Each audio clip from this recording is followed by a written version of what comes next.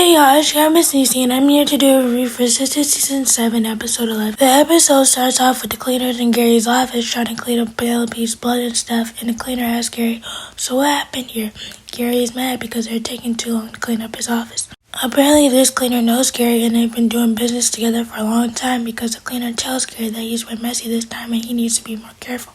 Over at Jordan's house, Jordan and Andy are having a movie night and Andy's sleeping because she's tired and she wakes up from a nightmare that she's having, and she tells Jordan about the nightmare, and the nightmare is that there's this lady who's kicking and screaming and she's really hurt and there's blood all over her. Andy doesn't know this, but she's having a premonition because this is exactly what happened to Penelope. Jordan's response to Andy's dream is like, wow, that's crazy, but can we go upstairs and make a movie of our own? And I'm like, Jordan, you should pay closer attention to what Andy. Over at the law firm, Andy walks in all happy, speaking to everybody, and Fatima's like, I'm so glad you're in a good mood and stuff. Miss Marie is waiting in your office, waiting to see you, and Andy's like, why didn't you leave with that when I first came in? She's like, because you were telling me stories about getting your back. I wanted to live vicariously through you. So when Andy goes into her office, she's like, hey, Miss Marie, how are you? Miss Marie's like, you're late. Andy's like, I didn't realize we had a meeting. Miss Marie is like, we did. She's like, one thing you're gonna know about me is that I don't work on anybody else's schedule. I work on mine. Andy's like, yes, I understand, Mrs. Marie Willis. And Marie is like, for the last time, don't call me Mrs. Willis no more. That was my raging bee of a mother-in-law. Either call me Miss Marie or Marie. Andy's like, okay, so what brings you in today? Marie is like, what else? Protecting these millions from these bottom feeders who are trying to take after me. Marie is like, keep up, girl. Andy's like, well, let's get to it, shall we? Over at the bank, Sabrina calls Karen to see if she wants to come and do mocktails at Richard's juice bar. The reason that they chose mocktails is because Karen is pregnant, of course, and two, because Sabrina has to do the hormone shots in order to start the process of raising her egg. Of course, Karen has something smart to say about Denny. She's like, Denny's gonna love that. Sabrina's like, well, she could just suffer in solidarity with us. And Karen's like, that should be the name of our group. Karen hangs up the phone. She asks who's gonna be there. And she's like, as far as the girls go, you mean just a sister circle, right? No Fatima, because some of the other members seem to think that Fatima's a sister. Sabrina asks, what's so bad about Fatima? And Karen's like, first Andy, then Danny.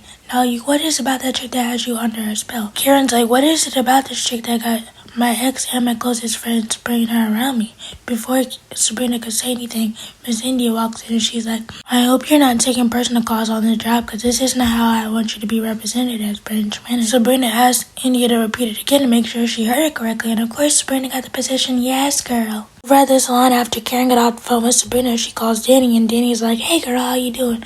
Did you find out who your baby daddies are yet? Karen's like, who's asking? You are your new best friend Fatima. Danny's like, who peeing your home this way?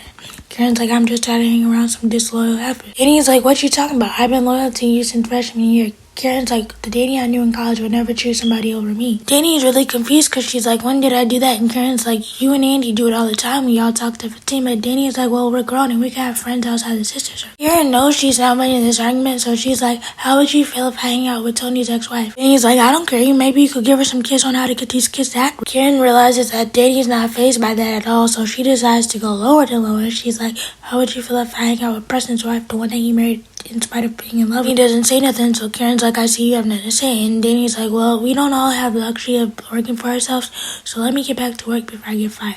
Because if I get fired, I'm coming to live with you, and then we'll really be. Karen's like, Sabrina wants to do mocktails tonight, and it's for the girls only. And Danny's like, Karen, you done got pregnant, and you thought you was everybody's mama, but let me tell you something. I'm grown, and if I want to invite Fatima, I will. Once Karen gets off the phone with Danny, Pam walks over to her and she's like, Karen, are you okay? She's like, yeah. Get back to work. And Pam notices the attitude, so she's like, I'm sorry. And Karen's like, no, I'm sorry. Pam is like, what? You never apologized to me for anything. Karen's like, well, how would you like to come out with me after your work today?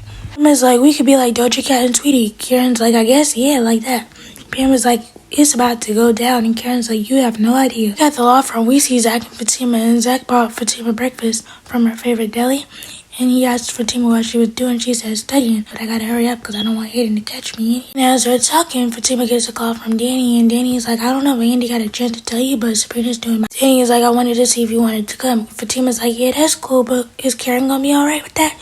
Danny's like, I don't care because you're my friend and you're Andy's. Fatima's like, I'll think about it. And Zach is like, I think you should go. You and Karen might get along because y'all have a lot more in common than you might think. And Karen has to get used to the idea that you and her have the same friend. The funniest part of this whole conversation was when Fatima said SWV and Escape got a headline and a tour together before me and Karen ever get along. And I'm like, Andy is finishing up her meeting with Miss Marie and she's telling her all the stuff that she's working on plus the gag order. And Marie is like, do you really believe a gag order can stop anyone from blasting to the media? She's like, fixation workers violate NDAs just so that they can drop diamonds on people. So do you really think you're going to stop my husband? Andy's like, you have a point, but I just want to have it on record so that they know that they won't be able to try this in a court of opinion. Marie is like, well, if you're any good at what you do, then it won't go to trial at all. He is like, I know you need a co-counsel. Andy's like, I assure you that I don't need a co-counsel. And as they're talking, Hayden walks up and he's like, I hear that you're unsatisfied with Miss Barnes' approach, so I would be remiss if I don't say something. I took the liberty of looking at your files. Pre- and post-marriage, the ones that your previous attorneys had your husband sign, they created a trust, and under Georgia law, anything that's in that trust, your assets are protected under that and they won't be able to be used. Over at Maurice is on the phone with Grayson and they flirting on the phone doing their grown people stuff on the phone, right? Sabrina walks in because she came over to tell him that she got the branch manager position and she's giving him his job. As she's telling him all of this, he's like, well, I have something to confess to you. I was the one that made those complaints about Paige. I was the one that told him that Paige was giving fellatio on the back of the building. And Sabrina's like, why'd you do that? Maurice is like, well, are you mad that I did it? Sabrina's like, no. The dynamic duo is back at the bank. Oh Lord, I can't wait to see what they get. Back over at the salon, Pam asked Karen because she took an extra 30 minutes for lunch today. Karen was about to say something smart until Pam told her what she needed. Pam wants to open a business account because when she talked to the lawyer that Andy gave her, he said that she needed to. Pam is like, I want to be a legit business owner like my role model. And Karen's like, who's that? Beyonce, Rihanna? Pam is like, they're fabulous and all, but they're not you.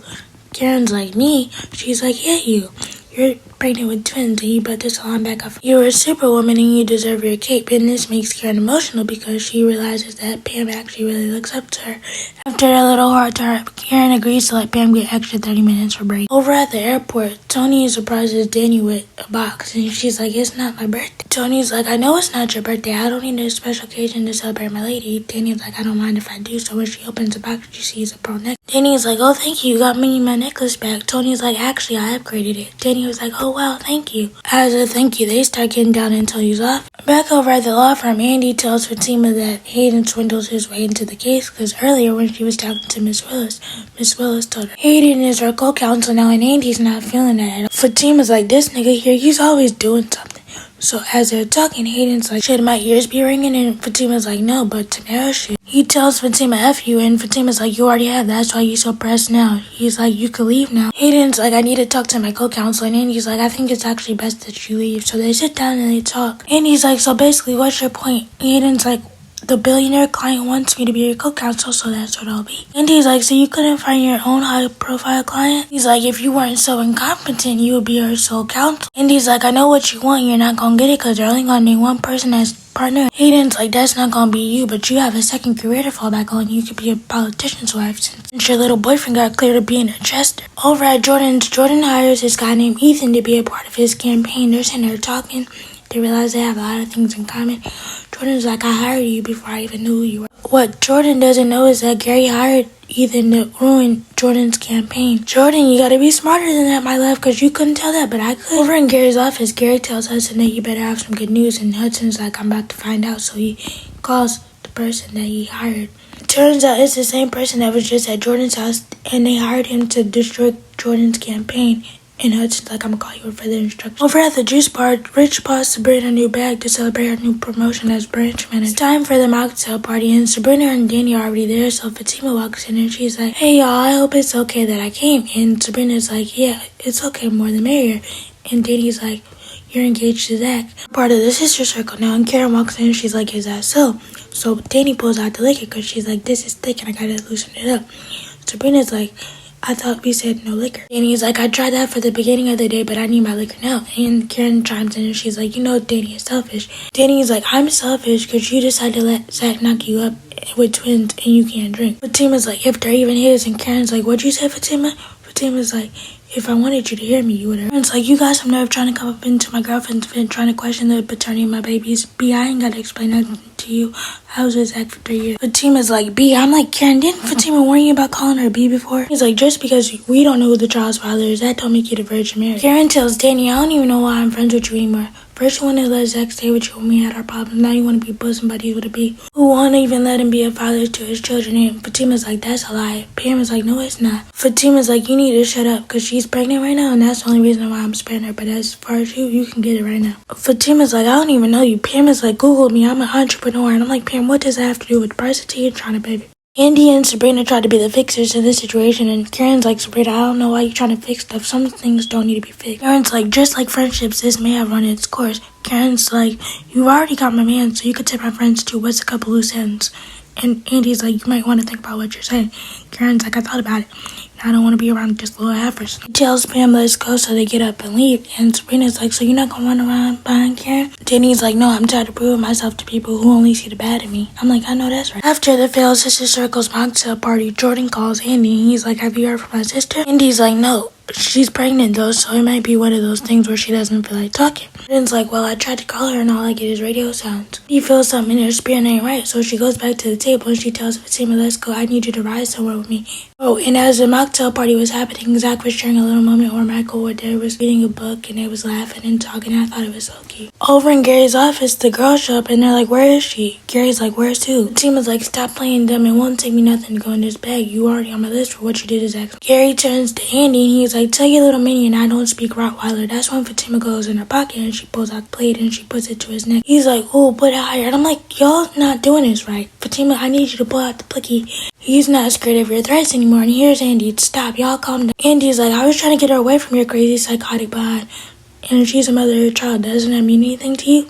Andy, no it doesn't. He's like, if you know what's good for you, you would tell us where she is right now. I'm like, Andy, he's not fazed by you. We're at Karen gets a call from Pam to check on her, see if she made it home from safely. And they start talking about the day and what happened. Karen tells Pam, thank you for having her back. And Pam is like, you know I got you, girl. Then they hang up and then she gets another call and she still thinks it's Pam, so she continues to talk. Then she realizes it's the doctor and the doctor's like, I'm calling to tell you about your paternity test results. Karen's like, I don't need to know. I already know that Zach's the father. The doctor's like, there's no easy way to tell you this, but Zach is the father of one baby. Karen's like, I don't understand how this is possible. Karen, it is very rare and it does happen in real life. I knew I was right though. I knew this was going to happen, but Karen's world looked like it came crashing down. Let me know what you guys think about the episode. Let me know what you guys think about the paternity test results. Please be sure to like, comment, subscribe, turn on bell notifications. Bye!